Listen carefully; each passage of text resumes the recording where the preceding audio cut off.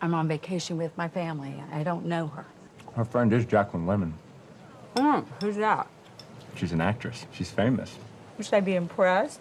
Actresses are all basically prostitutes. If they're lucky. Am I right?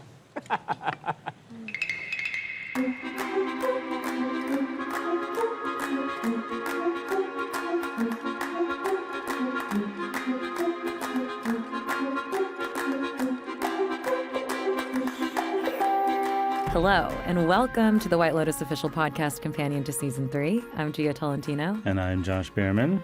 And I'm here to warn you that if you haven't watched episode 2 of Season 3, watch it right now before listening to this, because we will spoil every single beat of the episode for you. Yes, although this may be the last warning, because by now you probably know how podcasts work. Yeah. And later on in this episode, we're going to be speaking with Tayme, Thapthimthong, and Lalisa Manobal, who play Gaitok and Mook, and Sam Nivola, who plays the youngest Ratliff, Lochlan.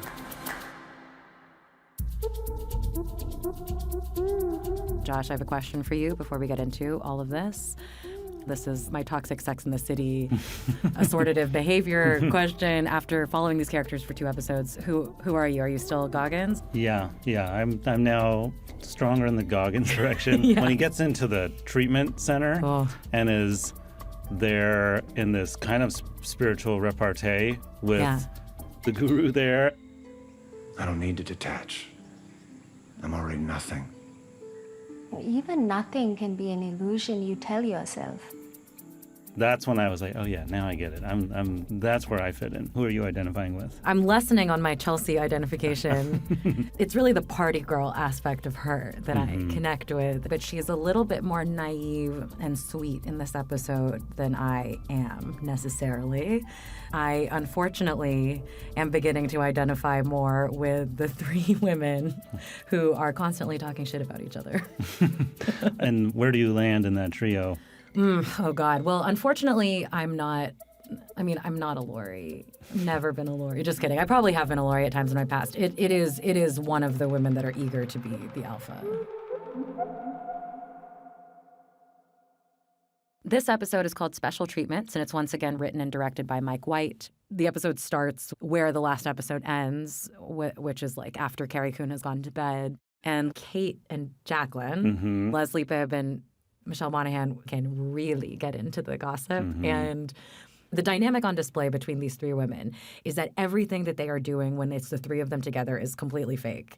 And then as soon as one of them leaves, they snap into the mode of truth-telling. They probably console themselves by believing that their gossip is actually a form of caring, because they're talking about, poor things, you know, went through this troubled time.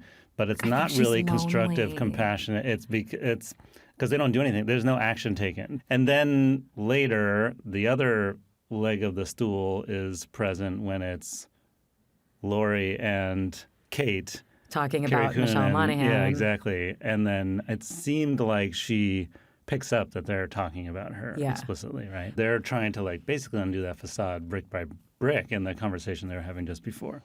And then the whole thing with the husband. Yes. There's something weird there, right? She goes on and on. They're so in love. They're addicted to each other. But I mean, are they ever even in the same city? I don't think they ever see each other. Yeah, and now we don't. We just have to wait for the shit talk about Leslie Bibb. Which I can't wait to hear what that is. Right. But it's like you find out when they're talking about Jacqueline that it's like both of those women have been profoundly sexually unfulfilled for a long time, and you find it out just in the way that they kind of talk. Right.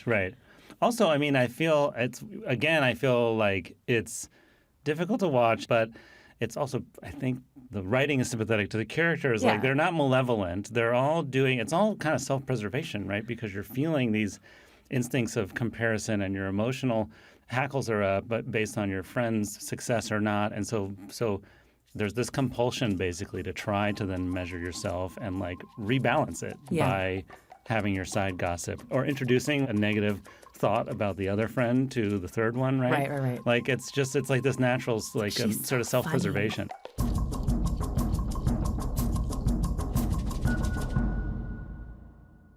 I also loved their interaction with Fabian, the hotel director. Oh my God. When he comes over and reveals that he too would love to perform. No. Yeah? I can't. Come on. I can't. That would be crazy. I wouldn't dare. Come on, get up there. I'm the boss. So, maybe one day. I'm obsessed with him. I'm obsessed with him. When he drifts away to this what you know is a montage in his head of him like Folia, just him like taking the stage in a grand review with feathers and diamonds like everywhere. emerging out of like a giant clamshell. Yeah, exactly. Also, I am very thrown off by the fact that this is the same actor who plays Rudolf Höss, the Auschwitz commandant in Zone of Interest. Wow. And it's his range. Yeah. So I'm excited to see where Fabian winds up. So we have also a scene with Mook and Gaitok, the Thai staff. He really blew it there. I know. He pulled the fishhook before it was baited. Like he didn't even. He basically asked her to marry him. Like elliptically, without any context or preface. As she said, we've never been on a date. Oh, but I've obviously everybody's going to be shipping these two. I know. Well, but then he kind of wins her sympathy again because there is a actually truly surprising interlude in here. With the robbery. With the robbery where Valentine is distracting Gaitok at the gate. Yes. It appears like there's a deception operation here so that a car can get in and there's masked dudes running with guns and steal. They just steal some jewelry. I'm like, that's not that much stuff, you know? Like, you didn't even get a cash register. Like, is that, I mean, it's do never established. hotels... Is that really expensive? It must be expensive. I guess that's it the must assumption. be expensive. She really wants that snake choker. I know. I think we're going to get that back. That's something she's going to reoccur. Yeah. But we got the gun. I mean, I was surprised that we physically saw a gun. I was expecting to not see the gun until the last episode. I mean, who knows if it's the same gun, et cetera, but I enjoyed that we saw a gun. But so on the way back out... He gets pistol whipped. Yeah. You gasped. You were like, Did oh, no. I? Yeah. You're like, oh, no. I'm not squeamish about violence, but I hate the sound of something colliding with the head. But clearly, Mook is attracted to more aggressive signs of masculinity. She's kind of interested in the dirtbag bodyguards or whatever, right? She is giving all of the classic signals of this nice man is too gentle to me, and I don't like that. It's interesting. So, quick side note, that guy, the real guy, is like a special forces... Really? He's like a military guy. Really? And you can tell. Like if you meet him, he's not like that character at all. Like that's this sort so of funny. soft. So, right. But so once he is sort of bandaged up, she comes to him and is like, I was so worried or whatever, right? Like. Yeah, I know. That's so sweet. Yeah. Well, I'm hoping for them. I was struck by something with the robbery. What happens just after is the classic White Lotus dinner seating, which still remains much more dramatic. Then the robbery had just happened. You're like, oh, okay, I guess so. I don't know. I've seen that before. Yeah. What's going to happen at dinner? I mean, I was even thinking about how the show works in this novelistic way of like making the rounds through all the characters over and over again, and each time adding a little bit of layer of personality and so on. So we had the Quebecois, maybe escort. Yeah. And who met Gary in the matchmaking service Greg, in Dubai. Yeah. And the foursome at dinner. What about you? What do you do? Well, the same thing that you do, Gary. This and that. You meet a lot of people here who do this and that. Right, in which Chelsea and Rick get to feel like a functional and loving couple compared to the other two. She's young and fun, like me, and he's old and grumpy, like you. I'm just kidding. I'm glad that you made a friend. By the way, that sex scene, surprising. Yeah. But also that it so seemed tender. very genuine and tender. Yeah. And then I was like, all you want to be do if you're like wounded, all you want to be do is like taken care of by like an open-hearted fawn of a woman. Totally. And so that's what then it made. So now I get like this is why they're together. And occasionally he lets her, and then she feels happy about it, and then he obviously feels happy about it. But he doesn't always let her. You know? Right. Even not sexually. Like she throws out the tantric, offer at the beginning, and he doesn't go for it. And it's only when he really feels, I guess, vulnerable. By the exactly. meditation session. Yes, exactly. That he's like exactly. open to receive her. And then the continued psychosexual horror show that is Patrick Schwarzenegger. Like he has gotten a boner during a massage. I mean, I'm not going to fault him for that, but is mad that nothing happened to it.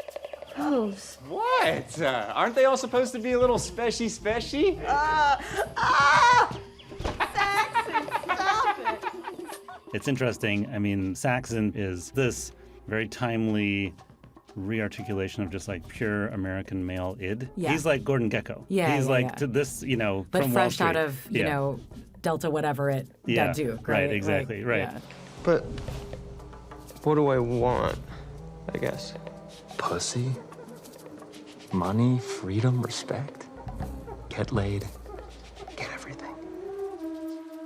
He's kind of a ball of flame. Like his presence is just this like unidirectional, like nearly pansexual, like it's really specifically masculine, but it's just like he is just so horny and so aggressive. I mean, he's sexually harassing both of his siblings so hard. Do you know what I mean? And his parents just giggle about it. He's 2 seconds away from like trying to see his younger brother's dick. Just like trying to be like, okay, but how big is it when it's hard? Like he's just like, oh, he's so... Right, that could be coming.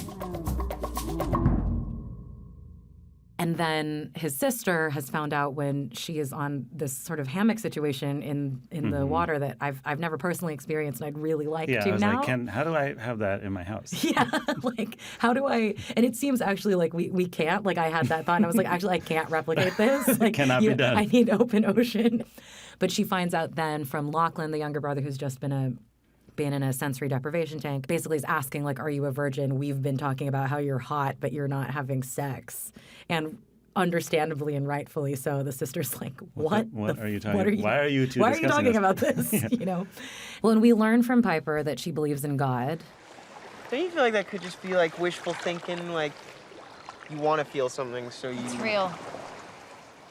We don't know exactly in what sort of presentation format, but my guess for her is that she is kind of a recent convert to spirituality or, like something. And she had such a strong, like I feel, I mean, not that this is any of my business, but it was I feel like she has had sex and she is redevoting her, like that she is trying to deny the life of the flesh at the moment. She's trying to transcend, the prison of one's body and identity. Right. We'll see.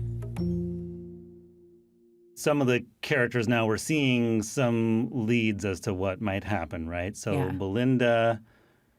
Oh, I love Belinda's moment. Yeah, clocks the hot bod Porn chai, on Porn Chai's bod.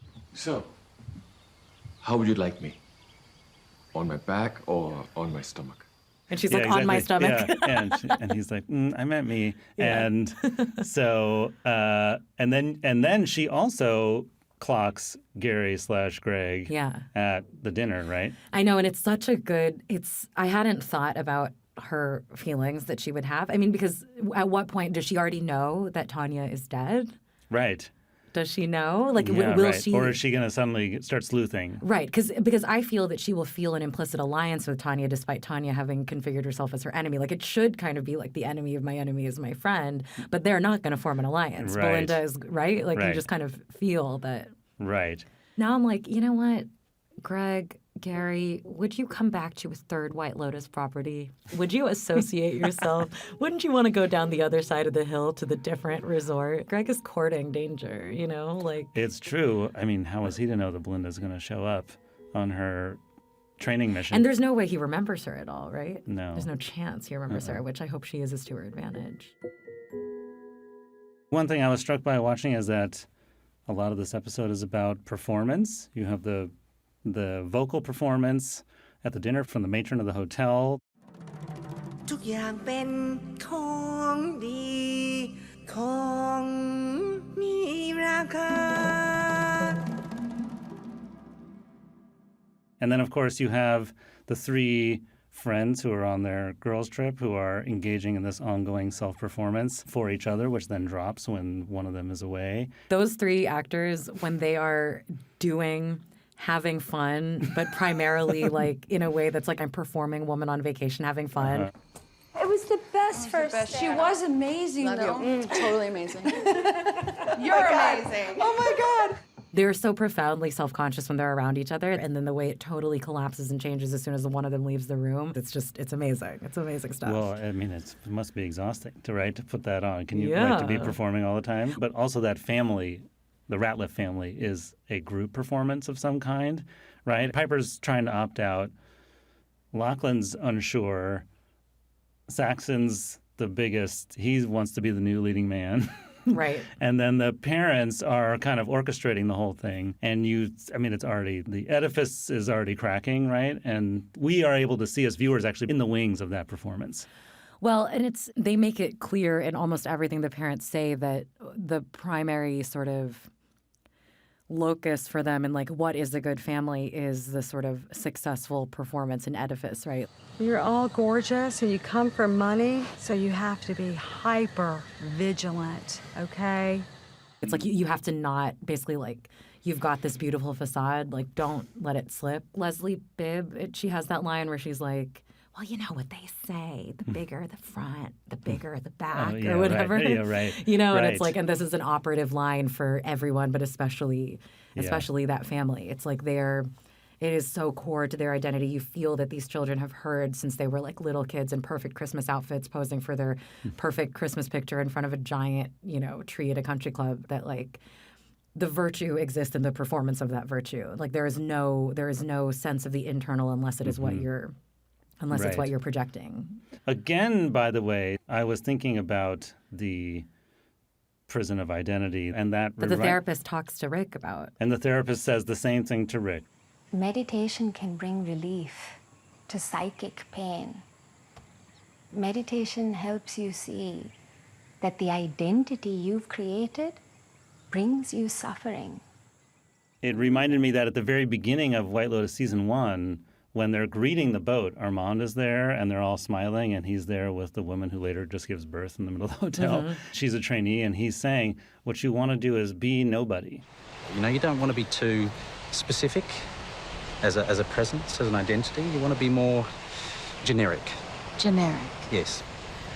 It's a Japanese ethos where we are asked to disappear behind our masks as pleasant, interchangeable helpers. He's just like, you just want to be like a non-presence, not a person. So you're like, he's saying deny your identity. Later, he like throws that yoke off and like rolls with his identity and he winds up dead, right? So I feel like there's like a cautionary tale in the aspect of your identity. And it's now I see it like running through the whole thing. Right. And I think that here there will be this sort of reinvention, sort of recurrence thing that will be happening that's sort of thematically consistent with the setting and Buddhism and whatever. And it's like Rick is, he is on his second, third, fourth iteration of a life, it feels like. Like there's that moment where he and Greg, who's still going by Gary, Tanya's Greg, it's like they talk about doing this and that. And it's like every fucking white American is here for having done this and that, Right. And he's like, it's a good business. Yeah, exactly. And so it's like, quote unquote, Gary is trying to leave his life behind. Rick is trying to either leave something behind or step into a new version of himself. I feel like Piper's doing that. The Ratliff dad is trying to, take the $10 million, the mere $10 million he got out of whatever fraud bribery situation went on in Brunei and try to leave it behind, but he can't. It's catching up with him. Right. I think part of the idea of the show is that character is not destiny. Right. Right. Classic storytelling is that character is destiny.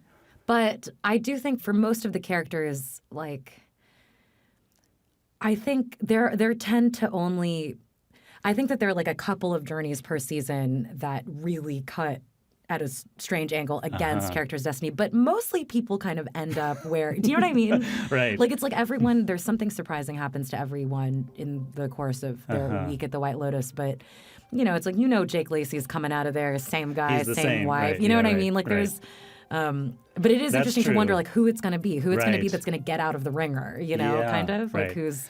Right. By converse logic, also, there is, I think, a line in there where say, oh, well, after you leave here, you'll be a whole new person. But of course, the reality is that people go on vacation and they want to be the same person. Yeah. They think they want to have something new, but they actually want to go to the hotel and come home and go back to their house and be the same as they were.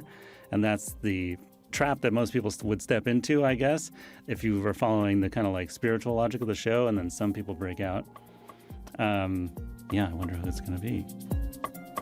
And now we're so excited to be joined by Lalisa Manobal and Tayme Thapthimthong, who play our friends Mook and Gaitok.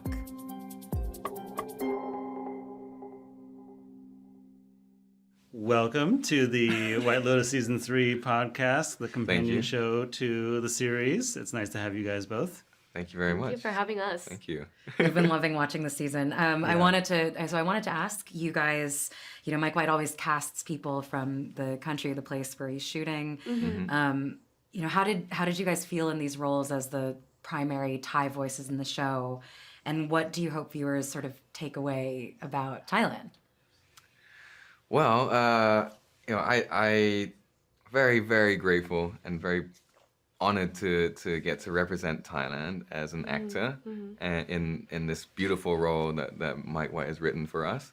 I really hope that we represent how sweet Thai people are, because we try to make it as authentic as possible, as like a Thai locals would be. They're pretty conservative people, but they are emotional and they are sweet people, So, yeah. I'm just so grateful that they decide to do a season 3 in Thailand. So it's a chance for us to showing our culture to the world, and I can't wait for them to watch this season. Yeah. What's interesting to me watching it is that you guys have this lovely little romance, this courtship, but it's also, both of the characters are very different from your real lives, right? Like you're international, pop star, and you come from a military background, and where your character's sort of supposed to be like unfamiliar with that world. And so what was that like, sort of playing these two different types of people from yourselves who are then interacting with each other? I think for me, like, only the job is different, but my personal me and Mook, I think we're like in common a lot. Yeah, like I didn't change. So? It's like she's ambitious, I'm ambitious as well. Like she's a nice, bubbly girl. Like I'm like that. Yes, I'm like that day to day, and yeah. For me, it was a challenge just to play a character that is very, very friendly, very, very shy. Because what I played before this was I always played like almost like a bad guy all the time. So a bit more serious roles. But this was very, very refreshing for me because I actually found out that you know what? Actually, I do have a lot in common with Gaitok, because I am very shy around girls, especially like and so I could actually really use just my own character in that. But yeah, I think the one that was one of the most challenging is being so unfamiliar with sort of like, when the thieves are trying to leave and stuff, how I'm grabbing them, how I'm like it's you have to not know what you're doing. Yeah, I don't know what to do. Because otherwise I'd do it differently for sure. Like you wanted to immediately disarm them and take them down. You could have secured that promotion to be a bodyguard, the international bodyguard instead. Yes.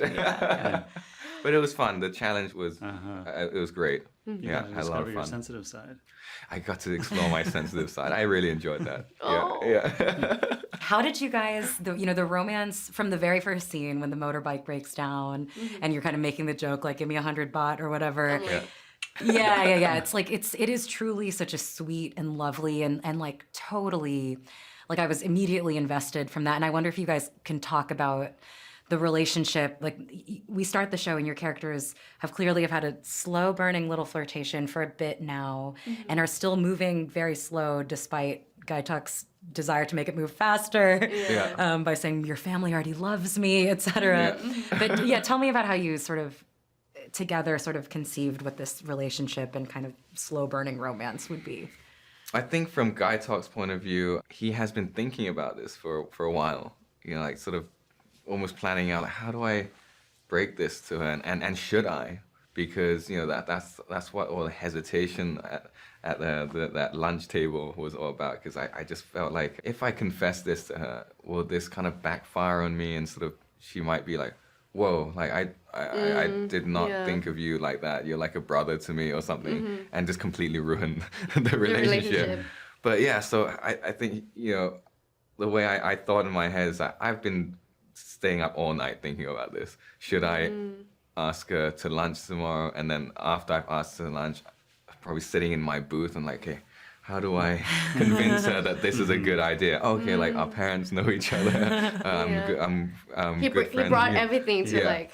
convince her. But Yeah. I mean, Mook and Gaitok is like family friends since they were young. So they grew up together in the island. And I think Mook never thought of Gaitok in that romantic way. But when he confessed, she was like, oh, maybe. Like, okay, let's try it out. Let's see like, what he can do. Yeah. Let's go on one Is date. he good enough for her? Is he good enough for me? Yes. Exactly. It is kind of a forward move, though, because it's almost like a marriage proposal, but before you've been on a date, right? You're like, well, I've laid it out. Here's my case. Our families know each other. We work at the same place. Obviously, we're meant to be together. It's just kind of it's like a nervous energy, but it's actually a very strong move, kind of. I mean, I think it's close to how I am in real life sometimes, you know. That was you coming out. Something that could just be casual, like, hey, do you want to go on a date? You know, I always make it such a big deal. And then sometimes I might make them a bit, put off. And it's happened many times. Oh, let's not talk about that. I'm sorry. I wonder if y'all can talk about these are sort of notoriously fun experiences for the cast, everyone on there together. I wonder if you can just talk a little bit about what the actual filming experience was like and how the two of you supported and grounded each other as this, like important pair within the cast at large. Yeah. For me, this is my acting debut, Right. so I don't know what to expect on set, to be honest, and I super nervous on the first date with Tayme as well. But Tayme helped me a lot, and also Mike and our Thai producer as well. Like everybody just being like such a supportive role for me. Yeah. And I really had a lot of fun while shooting. Yeah, absolutely. I mean, all the way from the cast dinner where we first met. It was just amazing, like the whole experience, like meeting all the actors I've seen in different movies and different shows before, and then Lisa coming into the cast dinner, like, she made quite an entrance. And I was like... Say more. Yeah, she made a very nice LV white dress, and then, I was told by the producer, like, oh, Lisa's here, Tayme, come. And I was like... Oh my god! I don't know if your girlfriend's here. Yeah, like your girlfriend's here. Yeah. She was so great because she broke the ice immediately, and we had a few drinks, and they sat us together for the dinner, and after that it was just very, very smooth, and we would just have lunches together, dinners together, and just get to know each other and make the connection authentic. Because we have to be on set together a lot, and I want people to really believe that we're friends since we were young. Yes. Yeah, we did. You feel it right away from the first encounter with the moped. Yeah. Just how they're just able to just kind of tease each other.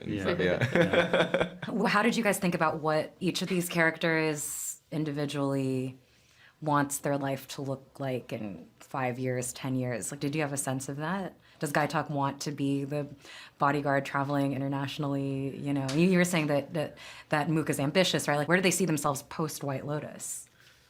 Well, I think they both ready to leave White Lotus if they have a better opportunity. Yeah. I think especially Gaitok. I mean, I think he's in a little bit of denial. Like, when she goes, I look at those guys. They get to travel the world. They get good money, and I was like, I like my job. Watching the car. Watching in and out. Yeah, it's great. You can kind of wander around. But I think deep down inside, he did take that what she said, and really think about it. And he does slowly, I think, push himself more. At least try. So I mean, everything she says to him really has a lot of weight on it. For sure. Do you think that Mook wants to perform? Mook always love to perform. Yeah. If you tell her to like, sing tonight. Okay. Yeah. Okay. She's ready. She crushes it on stage. Well, thank you guys so much for talking to us. We're loving the season. Thank you very much. I love your voice. It's like so thank husky. you. Oh my God. I wish I can have that voice. Yeah, you were talking about can't believe that I was just invited to join Blackpink. Basically. I'm going to start my intensive dance training tomorrow. I thought you started this morning. You already started rehearsing I started some in moves? preparation in hope that she would say that to me. Mm-hmm. Okay, now to Sam Nivola, who plays Lochlan. Here we have Sam Nivola, who plays Lochlan Ratliff. Welcome to the White Lotus Season 3 podcast, and nice to see you again. It's nice to see you again, and nice to meet you. I'm very happy to be here. I want to know what the casting notice was like. What was the description of Lockie? I remember him being described. God, I can't really remember exactly the description, but it was definitely, something that I was used to being cast as. It was like, virginal, teen, really awkward. You know what I mean? I was like, God, this sounds nothing like me. Don't pigeonhole me. Yeah, exactly. But it's funny. It was one of the most straightforward casting processes I've ever been a part of. I mean, I've done jobs where I've had to audition for half a year and do 15 callbacks, and every time they're like, it's getting a little bit closer. It's getting a little, And this one, it was like I'd sent in a tape. He was like, I love it, let's Zoom. And then we Zoomed, and I read a scene. And then the next day, he was like, well, I love you. Let's do it. You are the precise type of virginal teen exactly. we want. I was like, well, I'm flattered, but yeah. You're like, are you sure I shouldn't play Saxon? Yeah. I was like, I think I'm a little too muscly and masculine and cool. I feel more like a Saxon. Yeah, exactly. The only brutal part about it is that all of our callbacks, and I spoke to Sarah Catherine and Patrick about this too, were all the day after Christmas. Whoa. So we just had the most stress-ridden Christmases where we were just like shaking, waiting to do this thing. And then, of course, Mike is the nicest person in the world, and I wound up being totally fine, and we're stressing over nothing. Your character is presented from the beginning as like there are these two sort of poles in terms of the older siblings, in terms of Piper and Saxon, and they are on two kind of extremes in terms of aggression and gentleness, whatever you call it, masculinity, femininity. Did you have a sense of the character as truly in the middle, truly not knowing where he was going to land? Well, I think that I go episode to episode. I switch back and forth with my allegiances between my brother and my sister, and I really think it kind of actually has nothing to do with what they're preaching, with the lifestyles that they like to live, and which one I think is better. I think it's more about, like, which one of you at any given time will make me feel loved and supported. And, like, all my character wants, all Lochlan wants is a friend. You know what I mean? He's just a really, really deeply insecure, lonely person that, like, oh, you're offering me some sort of affection or attention or love. Like, I will do whatever you want for the next 2 days. You know what I mean? Oh, but then you're going to offer it as well? Like, I'll do whatever you want. In a way, their two worldviews, to their own chagrin, hold no bearing on my choices in terms of which one of them I ally with. Yeah, it's interesting. It's really well set up with the very first scene getting to the villa where you're trying to decide which room to, like, are you going to be a child still and sleep with your sister, or be an adult and follow the male lineage of the family? And the same with the decision with Chapel Hill and Duke, right? Yeah, exactly. Like, which way are you going? Yeah, I mean, I feel like I relate to that whole thing a lot. I have a specific experience, which is that I dropped out of college to become an actor, and I sort of forced myself to grow up really fast, and I was working professional jobs at the age of 17 and moved into my first apartment when I was 18, which are all amazing experiences that I'm incredibly lucky to have had the privilege to have. But it's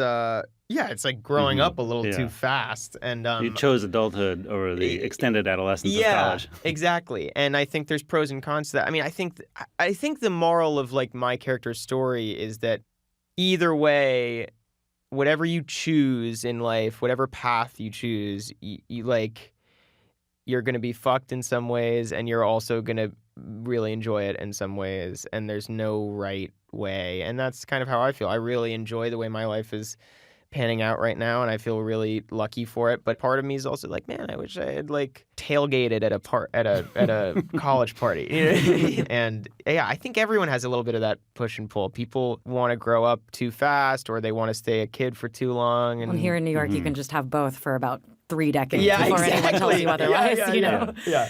We were talking about that in each season there has been a gentle boy, right? Like a gentle, moldable boy. Yeah. Right? There's Quinn season 1, then Quinn. Albie season 2, and now Yeah. you.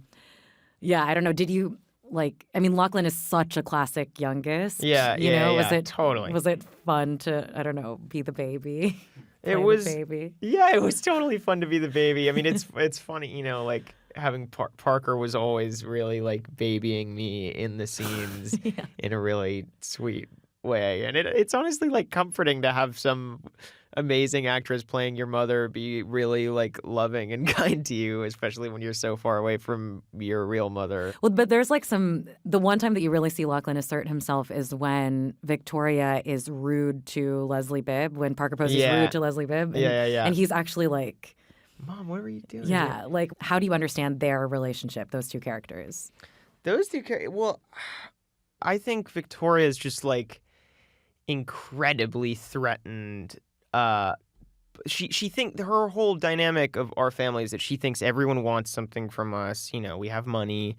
She thinks everyone is a sort of leech, and that our family is this unbreakable unit, and that everyone wants to fuck us over somehow. And yeah, it felt like that moment was Lochlan kind of calling his mom out on like, this is actually like she the defense mechanism nice. is overwhelming. Yeah, right. Exactly. Yeah, it's right, and I totally know that right. feeling when it's like one of your parents says something embarrassing and you're just like, guys, just fucking cut it out. Dude. That never goes away. I think actually to the point you were making about the way that there's sort of not a judgment about the character and the choices that you make, and things can go right or wrong, and it's okay. I think that for me kind of holds true for the show in general, that's probably what it's about, right? The show is very sympathetic to all the characters, even in their deepest mistakes. Insanities, yeah. And so I'm curious, is that something you felt coming from Mike as the show's being made? I think you couldn't have said it better. I mean, listen, at the end of the day, the show was written by Mike. My interpretation of it is that the characters are all versions of him, I think. And they're all like splintered, exaggerated, heightened parts of Mike's soul. And so I think as a result, he really cares for all of them. And even if he writes them doing insane, fucked up, murderous things, they're still sort of a part of him that he cares for. And there's nothing worse than a movie with like an anti-hero that you just actually hate because it's just boring. Right. And I think you can feel in the writing his love for all of the characters, even the most fucked up ones. Yeah. You know? Lochlan is sort of obsessed with tsunami videos. Definitely. Something I relate to. What do you make of that? Is he afraid that something is going to come undone? I think definitely that the tsunami video obsession is a sort of writer's tool by Mike to maybe tease some sort of disaster that the audience obviously knows is coming before even starting the show, because that's the format of the show, is something fucked up and crazy happens every season. And I think people that are obsessed with disasters are generally people who are really lost. Because the whole thing about these tsunami videos, at least for Lochlan, is that it highlights the sort of meaninglessness of life. And the whole thing is like, wow, like in a second, you know, I can't remember how many, I think it was like 270,000 people died in that tsunami. And it's completely traumatized the country, and there's still remnants of it today. That just highlights the fact that it can all go away in a second. And I think for someone like Lochlan, that needs to be the case, that life is meaningless because life is hard for him, emotionally at least. Like everyone in the family is aware that it could go away any second in very different ways. Exactly. And that also plays into the whole thing of like Timothy losing his money, and it's on different scales for everyone, whether it's like your whole city could actually be destroyed by a tsunami, or if it's like this way of life that you're so used to could go away in a second. Like, what are our values, basically? And that's sort of the big question with our whole family, I think, is like, do we value our way of life, or do we value just life and the people around us? Or each other. Each other, yeah. Sam, thank you so much for talking to us. Yeah, thanks for coming in. Yeah, well, this was so fun. You guys are really cool. I had a great time. Thank you. Thanks to our guests, Tayme and Lisa and Sam, and we'll see you all next week.